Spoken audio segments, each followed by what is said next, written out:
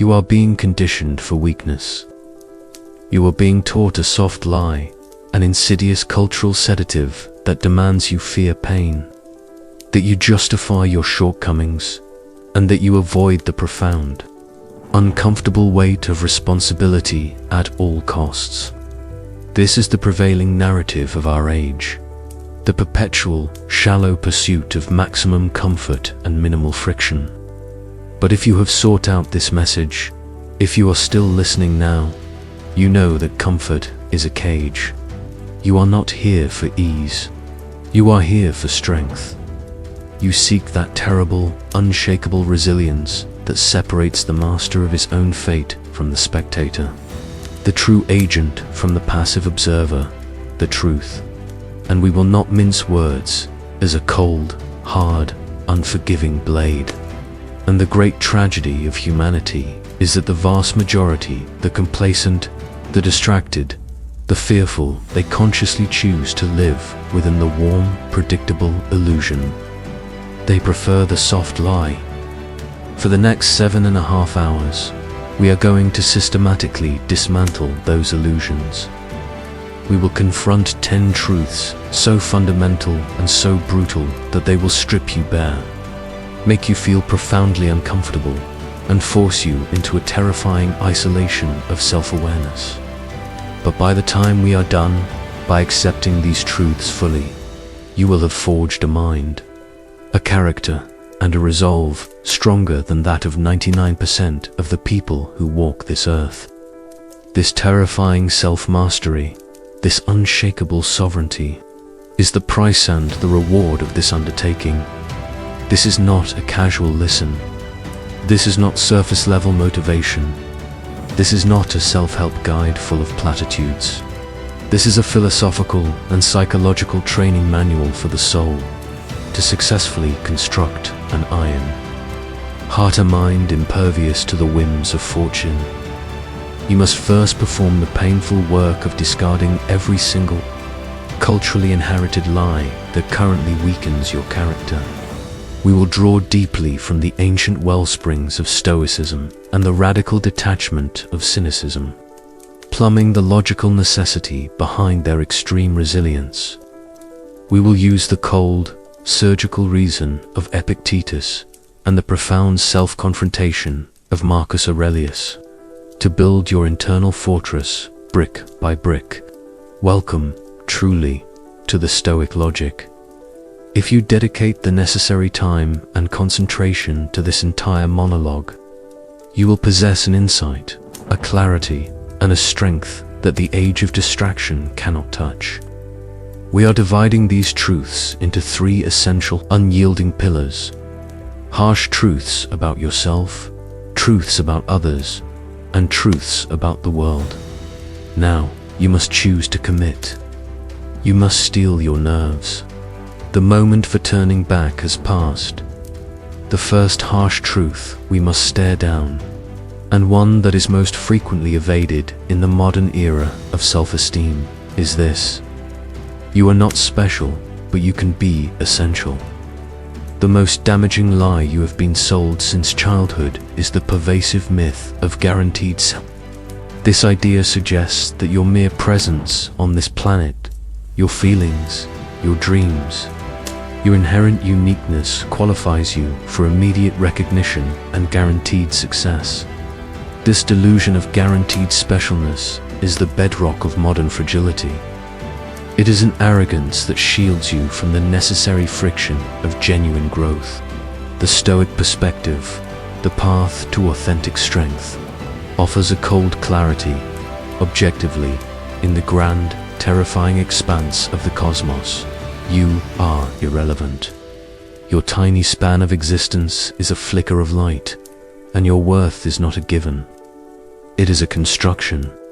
You only begin to accrue strength, value, and respect when you take on the task of making yourself essential, when you put in the grueling, non-glamorous work required to master a craft, when you fulfill your deep obligations to your community, and when you become truly useful, dependable, and capable for others. Your unique potential means nothing if it is not deliberately, consistently, and ruthlessly deployed. The strength you seek is not rooted in being a special snowflake, but in the quiet, undeniable power of being necessary. To crave relevance is a weakness. To generate utility is power. Therefore, you must deliberately liberate yourself from the crushing, weak burden of the ego and the constant, debilitating demand for external validation. Embrace the anonymity of hard work. Find peace in the lack of recognition. Your focus must shift from demanding acknowledgement to delivering undeniable competence.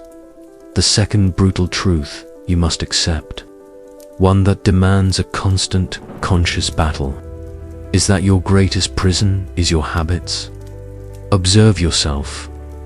You are likely bound by chains more subtle and pervasive than any medieval shackle. The ubiquitous smartphone, the reflexive search for instant pleasure, the constant debilitating deferral of the necessary work, these are not mere casual failings. They are automated, deeply entrenched habits that have successfully colonized and claimed ownership of your life. Seneca, 2 millennia ago, warned against otium, that luxurious yet crippling form of leisure. Today, our otium is digital distraction, a state of perpetual low-level engagement that kills the ability to achieve deep focus. Epictetus warned us that our external impulses lead us by the nose like a slave. The truth is that true freedom is not a geopolitical right. It is a psychological state achieved through absolute self-control.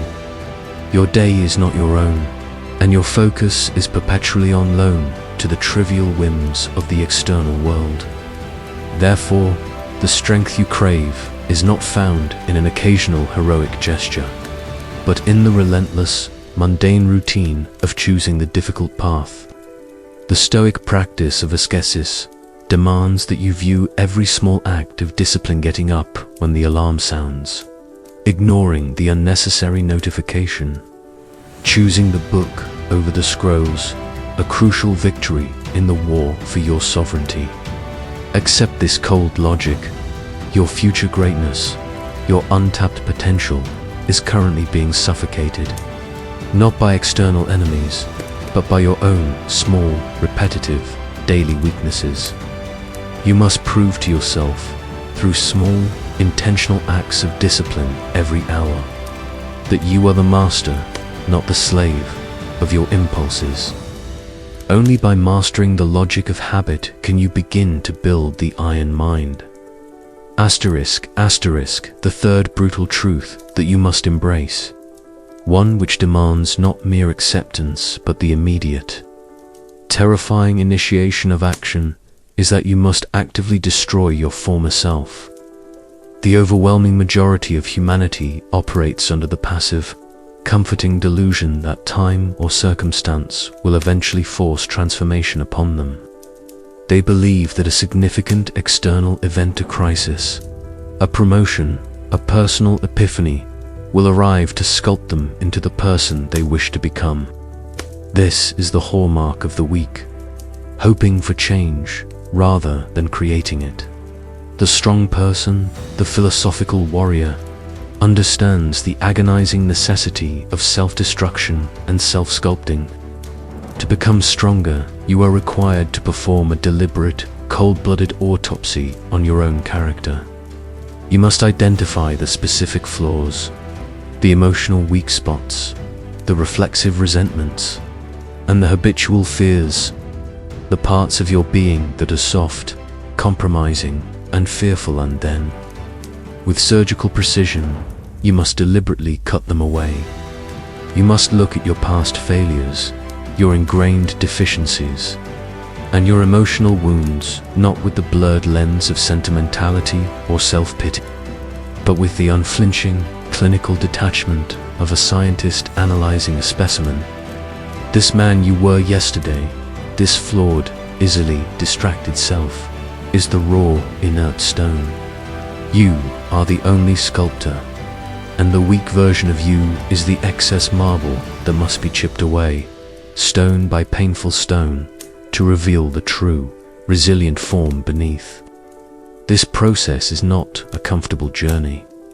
It involves relentless confrontation with the ugliest, most insecure truths about your own past conduct, your hypocrisies, and your emotional deficits. But understand this, it is the only path to authentic, unshakable resilience. The man you were yesterday is a direct, active threat to the man you must become tomorrow. Therefore, your commitment to strength is measured not by your lofty aspirations, but by the violence you are willing to inflict upon your own inertia and your own weakness.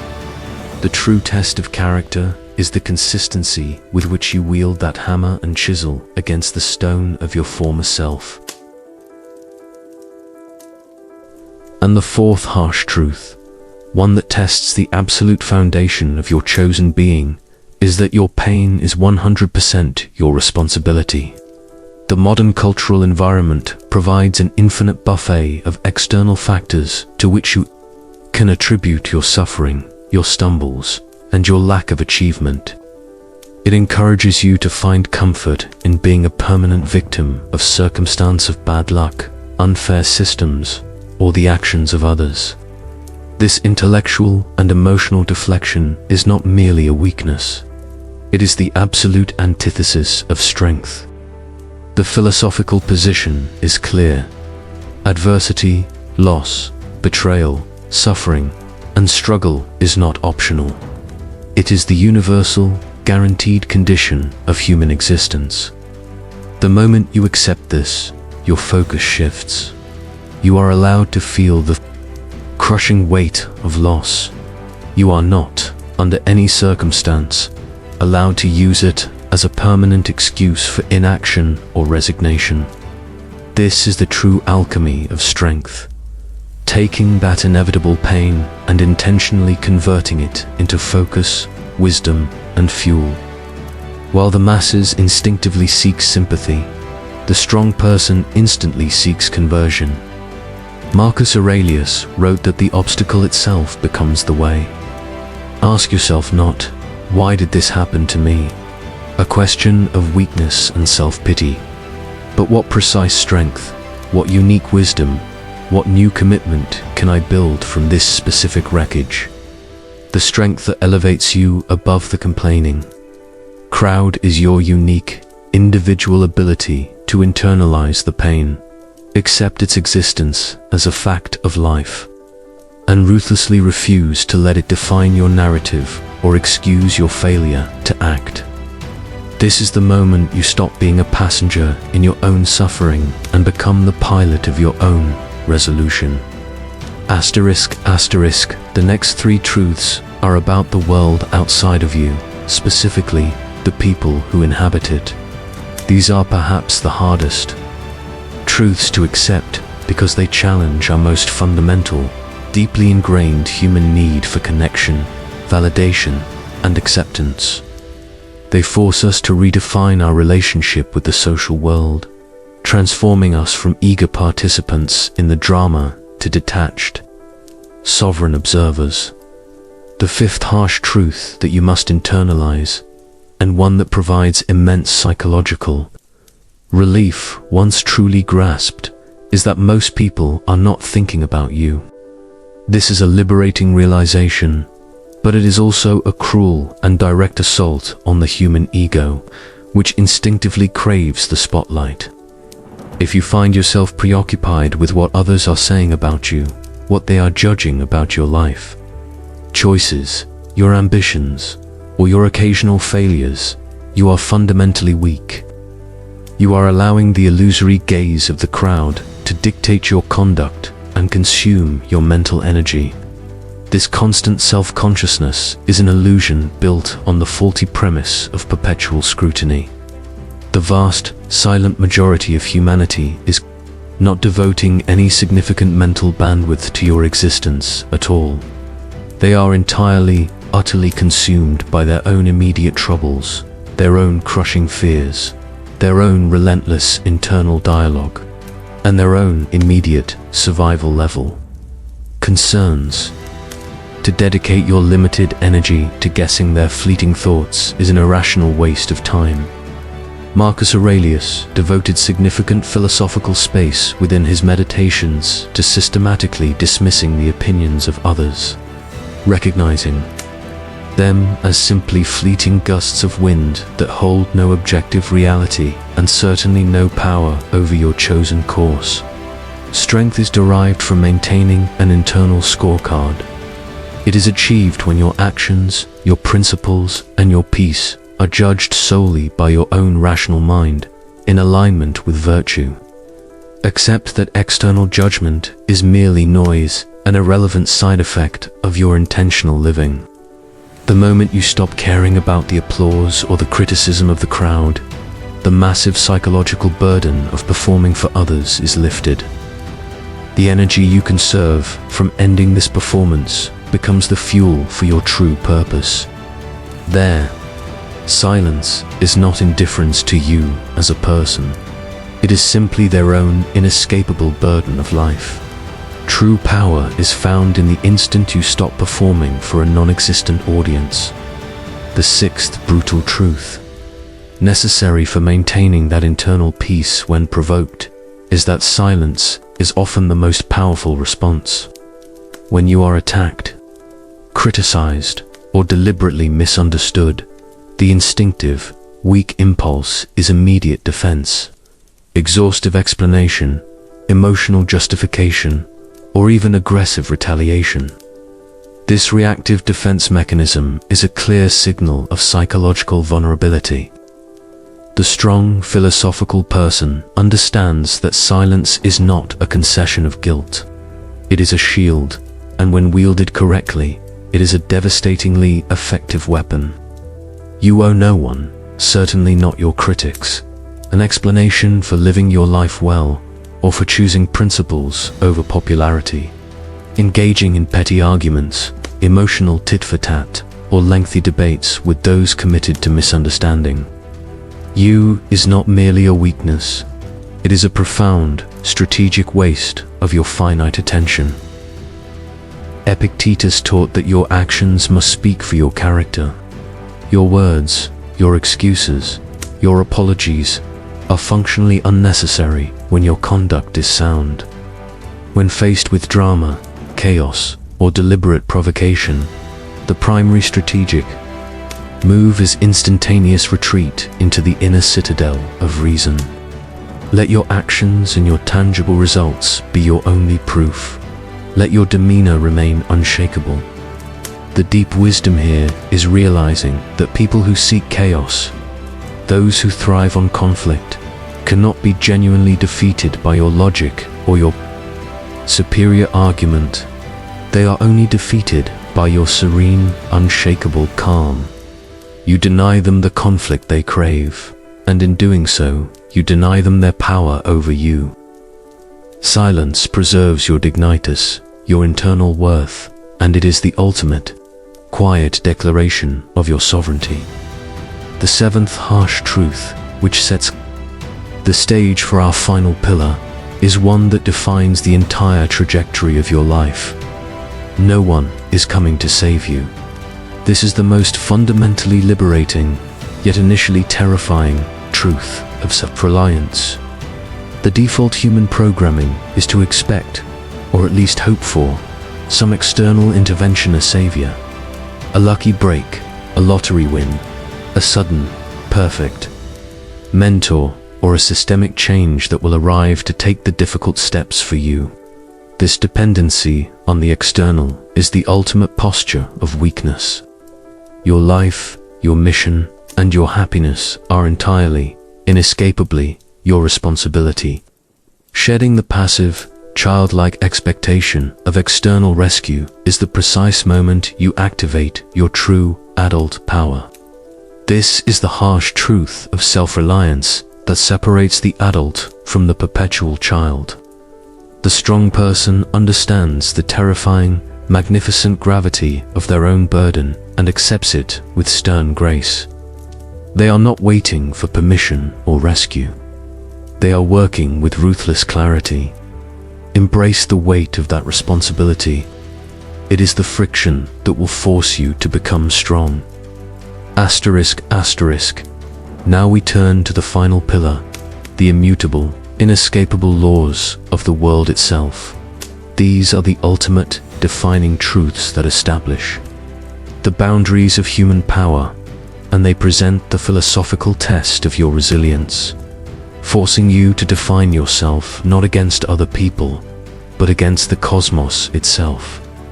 The eighth harsh truth, one that most people spend their entire lives fighting, is that chaos is the natural state of the world.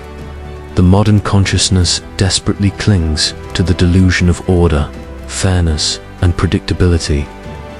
We hope for smooth sailing, for guaranteed progress, for rewards commensurate with our efforts.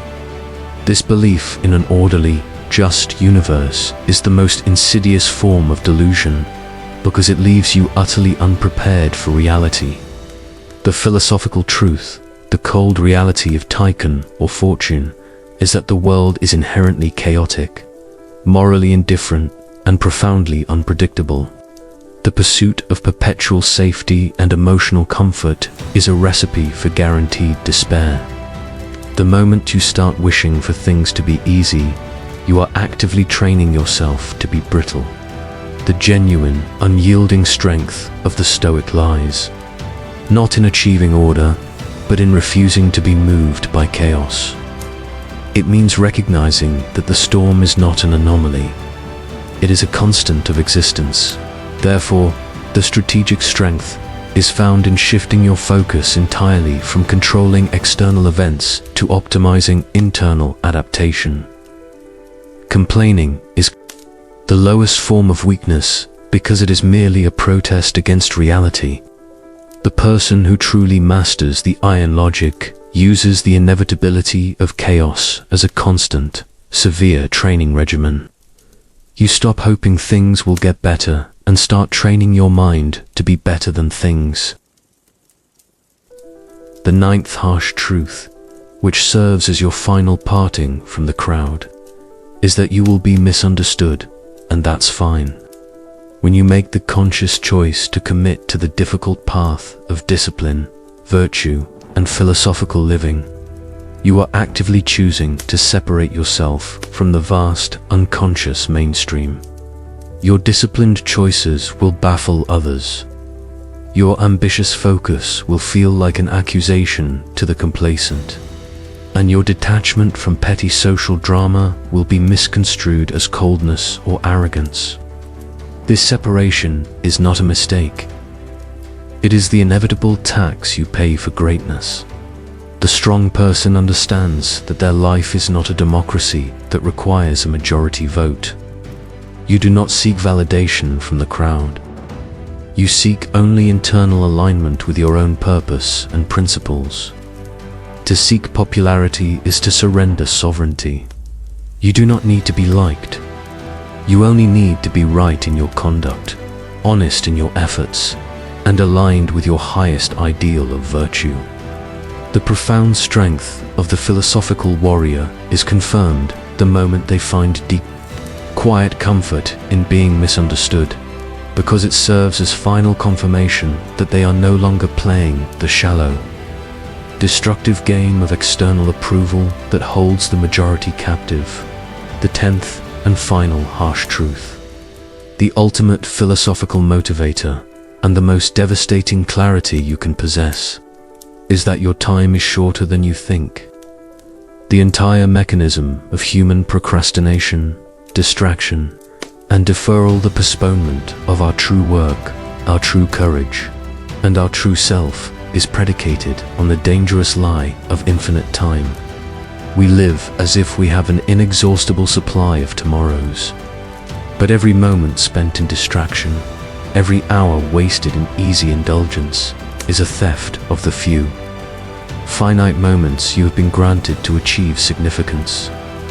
Seneca's treatise, De Brevitate Vita, on the shortness of life, is devastatingly clear. Life is not inherently short. We simply choose to waste the vast majority of it. This truth is not meant to paralyze you with anxiety. It is meant to ignite you with fierce, immediate urgency.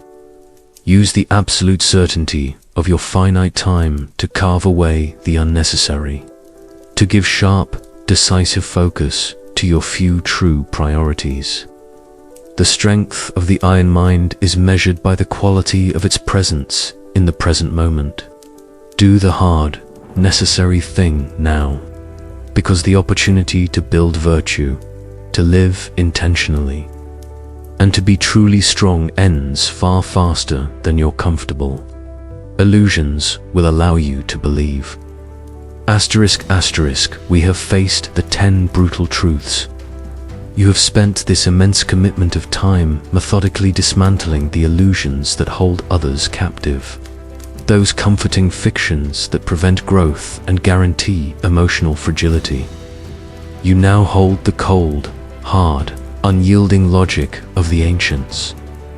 The defining difference between your potential and the inevitable fate of everyone else is not luck. It is not genetic talent, and it is certainly not external opportunity. It is the single act of acceptance. You have accepted the existential burden of responsibility, the necessary cleansing fire of pain, the certainty of chaos, and the devastating brevity of your time here. This acceptance is not a philosophical parlor trick, nor is it a passive surrender to fate. It is the ultimate, conscious act of metaphysical defiance. It is the definitive, irreversible moment you cease fighting against the objective reality of existence and begin the dedicated, serious, lifelong work of building genuine, unshakable strength. The people surrounding youth are clamoring masses who endlessly complain, who deflect blame onto external forces, who are perpetually hunting for continuous comfort. They fear the very truths you have now internalized. They fear the solitude of self-sculpting, the intolerable weight of ultimate responsibility, the inevitable, chaotic storm of existence, and the finality of their own finite clock. They are, fundamentally, choosing the path of perpetual fragility, choosing to remain prisoners in the gilded cage of their own unexamined assumptions. But you, by dedicating this profound duration to the deepest, most uncomfortable philosophical truths, have consciously chosen the path of strength, the path of the rigorous few. You have chosen the logic that elevates you above the noise. This acceptance is the precise moment when the iron logic is forged. It is not complicated, but its application is absolutely relentless. It demands daily commitment, continuous vigilance, and the absolute refusal to compromise on your principles. It demands that you wake up every single morning and consciously reject the soft, comfortable path. It demands that you utilize the knowledge of your finite time, your necessary isolation, and your processed pain, not as a source of misery or resignation, but as a perpetual source of fuel, discipline, and urgency. The iron logic now provides you with 3 essential, unyielding tools, honed over to millennia of human experience. The first is the shield, which is your deep, practical understanding of the dichotomy of control. This is the absolute, moment-to-moment rejection of anxiety, of anger, and of worry over anything that rests outside the sphere of your own judgment, your own actions, and your own will. The vast majority of the world's mental energy is wasted protesting the uncontrollable. Your strength is found in the silence of your acceptance. This shield is your primary defense against the inevitable chaos of the world. It is the boundary that protects your inner peace from external intrusion. You must train yourself hundreds of times a day to simply dismiss the noise. Is this within my control? No, then I dismiss it. Your strength is measured by the size of the territory you defend inside this shield. The second tool is the chisel, which represents the ruthless discipline you must apply to your habits, known in Stoicism as a... This is the conscious, continuous work of self-sculpting. You must commit to constantly chipping away at the weak, soft, easily distracted version of yourself. This chisel is used to execute the practical truths of your life. Getting up when the alarm sounds, choosing the difficult work over the easy distraction, choosing clarity over comfort. Remember, the process is painful. It involves destroying the familiar. You are removing the marble of weakness to reveal the strong, defined form underneath. This tool must be wielded daily, not occasionally. The strength you gain from saying no to a small, insignificant impulse today becomes the power you need to conquer a life-altering temptation tomorrow. The daily rigor of the chisel is what grants you moral and co-ecological authority over yourself. The final tool is the compass, which is your unwavering dedication to purpose and virtue. This is the essential reason that validates your existence. If you do not define your purpose, your highest contribution, your primary duty, the world will eagerly define it for you, usually as a passive consumer or a quiet resistor. Your compass guides you through the chaos, ensuring that every act of focus, every moment of hard-won concentration is directed toward your true north. This focus must be rooted in virtue and justice, wisdom, temperance, and courage, because only virtue provides an objective, unassailable, and permanent reward. This purpose is the ultimate counterargument to the nihilism of the modern age. It is the reason you stand firm when others fall apart. The moment you integrate these three tools, the chisel and the compass, you stop being a passive recipient of life and become the conscious author of your destiny. The world will test you immediately. The systems of distraction, the demands of the ego, the continuous emotional drama of others, they will all attempt to pull you back into the comfort of lies and the prison of passivity. Resist with the full force of your newfound logic. Stand firm like the statue in the storm. If you made it this far, if you dedicated this extraordinary amount of time and mental energy to dismantling the fundamental lies of human existence, you are already stronger, wiser, and more prepared than 99% of those around you. You have earned the right to sovereignty. Now, the final, terrifying choice is yours. Will you let this immense philosophical structure gather dust in your mind, allowing the soft habits of the past to pull you back into the crowd? Or will you execute? Will you take the shield, the chisel, and the compass and begin the immediate, permanent work of living the iron logic? The time for contemplation is over. The time for action is now. Go and prove the truth of your acceptance.